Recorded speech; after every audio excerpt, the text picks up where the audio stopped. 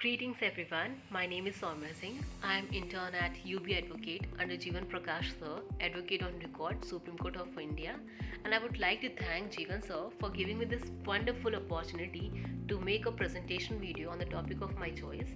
And for this, I chose a topic caveat under Civil Procedure Code.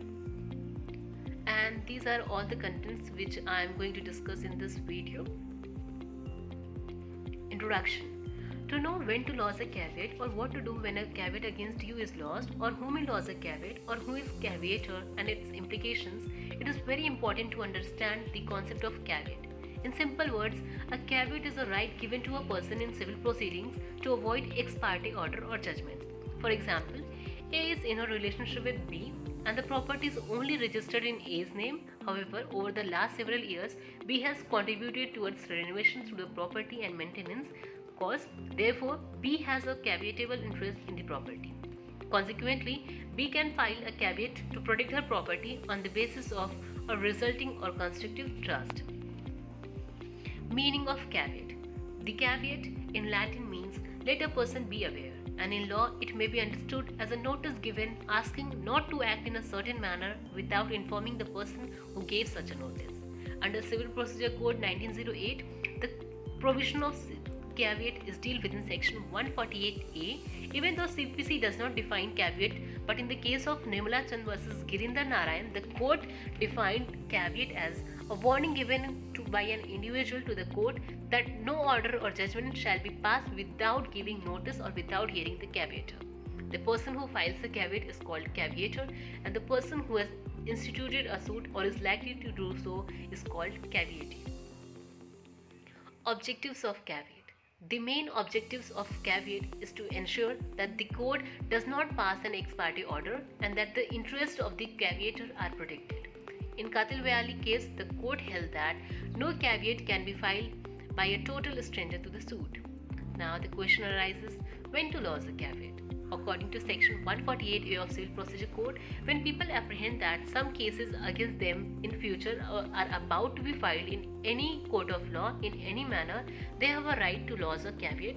The caveat may be lodged in the form of a petition under the following circumstances. Number 1, during an ongoing suit or litigation, and in that the application is already being made or is expected to be made. Number 2, the suit is about to be instituted, and in that suit an application is expected to be made. Let us know who will lodge a caveat. Section 148A of Civil Procedure Code 1908 further provides that a caveat may be filed by any person, whether a party to the suit or not, as long as the person filing the caveat has the right to appear before the court in regard to the suit in question. Thus, it can be filed by third party as well, if they in any manner are connected to the suit in question. However, a caveat cannot be filed by a person who is a total stranger to the suit, and the same principle was laid down in the case of Katil Vyali Prakhum case.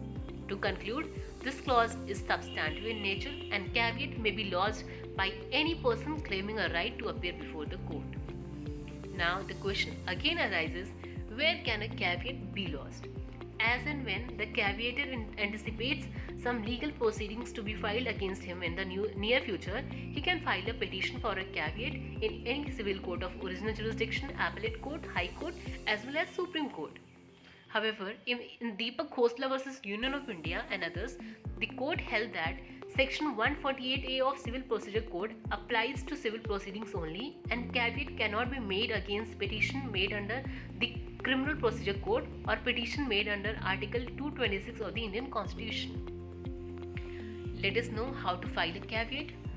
A caveat under Section 148A shall be signed by the caveator or his advocate. When the caveator is represented by an advocate, it should be accompanied by his wakalatnama. The caveat presented shall be registered in a caveat register maintained by the court in the form of a petition or any other form that may be prescribed.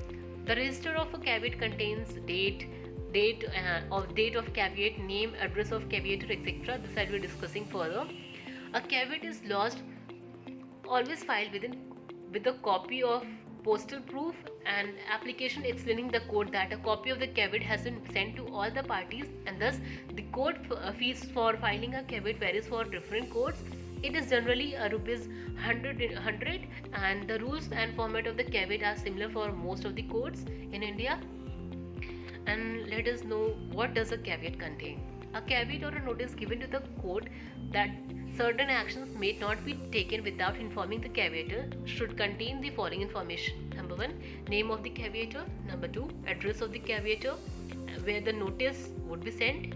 And number 3, name of the court where such caveat is filed. Number 4, the number of the suit and the number of appeal is applicable. Number 5, brief details about the suit or appeal likely to be filed. And number 6, name of the probable plaintiffs or applicants and the respondent. Let us know the limitation of time. As provided by section 148A in clause 5, the caveat stays in force for a period of 90 days. If within these 90 days an application is filed, then the court as well as the applicant has to give notice to the caveator. However, if no caveat is filed within these 90 days, then no one has the duty to inform the caveator. That is, if the application is filed after the expiration of period, that is 90 days, the caveat stands null and void. If the caveator still wants to be informed, then a fresh caveat needs to be lodged for the next 90 days. Let us know the common mistakes made while filing a caveat. These common mistakes are as follows. Number 1, the caveat is often filed in support of an application. It is important to remember that caveat can be made only against an application. Number 2, the caveator forgets to serve a notice to the applicant, which is mandatory under section 148A of the CPC. Number 3, caveators often claim that this order or judgment was incorrect because the notice was given even after the expiration period. It is important to remember that after 90 days, a fresh caveat needs to be filed. Thus, section 148A of CPC give any person who has a fear that some or the other case against him or her are going to be filed in any court of law in any manner the power to lodge a caveat in the court. A caveat may be filed by any civil court if an application that the caveator had anticipated is made within 90 days of filing the caveat. Then a notice is to be served by the applicant as well as the court of the caveator, informing him about the filing of such an application. Any judgment or order passed without giving reasonable opportunity to the caveator to be heard would be considered null and void. I hope the video is clear to you all, and thank you for your time. Thank you so much.